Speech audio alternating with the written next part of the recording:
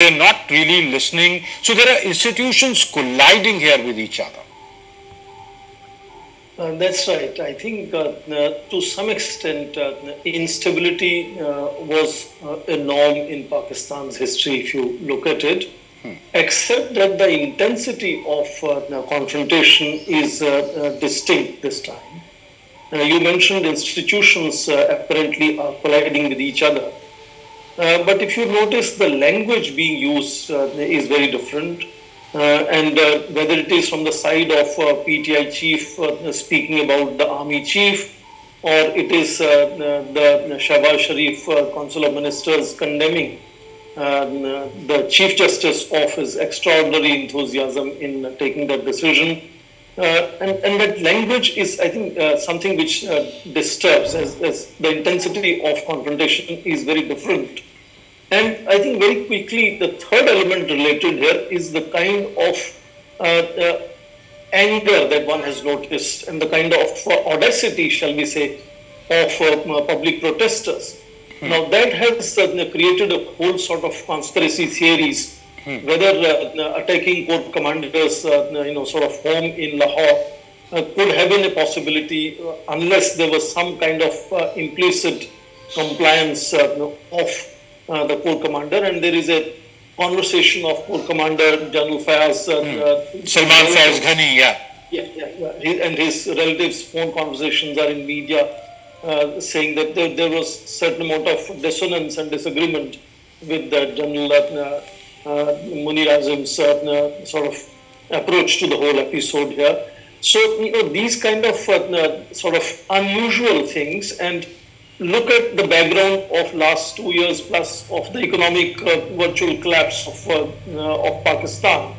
Now that also raises a question whether army in worst case scenario will let loose the civilian forces to fight with each other, and we are also looking at not just Punjab elections but also the National Assembly federal elections of Pakistan maximum by October or earlier. So how these kind of confrontations are going to be handled by army, which is not going to intervene at this stage. Army wouldn't like to intervene at a stage when the economy is collapsing. They have no interest in intervening at this stage. So possibilities of how the history can be repeated of Nawaz Sharif's disqualification now leading to Imran Khan's disqualification, because most estimates are that if elections are to be held any time now, Imran Khan is likely to win hands down, and that is not going to be something that army would like to see. So how they will ensure Supreme Court, which is apparently is not going to sort of sing the tune of armed forces at this stage, how they will ensure that disqualification. I think for that we might see little more of chaos on the ground, protests on the ground, violence on the ground.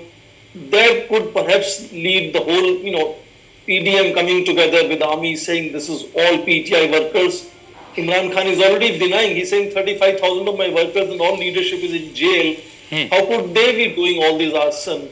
And that it is stage managed, he's saying. But, some kind of allegation of that kind could perhaps be orchestrated over a period of time. But I think an attempt here, united, of army and the PDM would be to seek disqualification of Imran Khan, whatever it takes to do that. Okay. And get them an excuse to act. Okay. Yeah. My last question, Professor Swaran Singh, because I'm totally out of time. Doesn't Imran Khan realize how it is unfolding? How is he likely to tread in the coming days?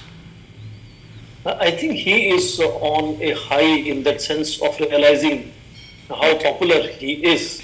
And he's trying to cultivate that and continue with this confrontation with the army chief. The fact that the Supreme Court has also kind of spoken in his favor, immediately declaring that his detention was illegal, and then of course blanket bail on all these cases at least till Monday, and then of course that one case in which he was detained for that case for 2 weeks.